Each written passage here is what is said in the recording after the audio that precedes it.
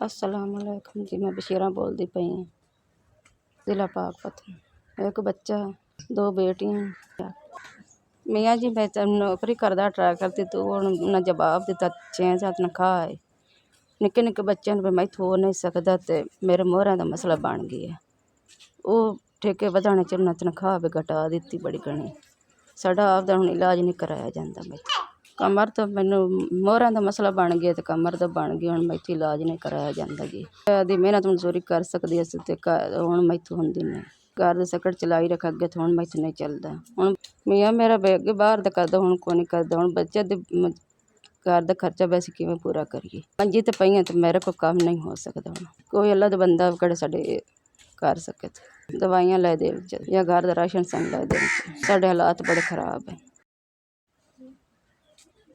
SVS तुहाडी मेहरबानी, तुहाडा शुक्रिया। तुहाडे तरफों साडे हुण 5000 पहुँच गए। अल्लाह पाक इस को अपनी गणा दे।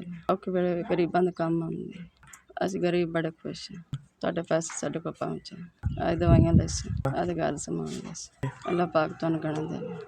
SV तुहाडी मेहरबानी। अल्लाह पाक तुहानू गणा दे।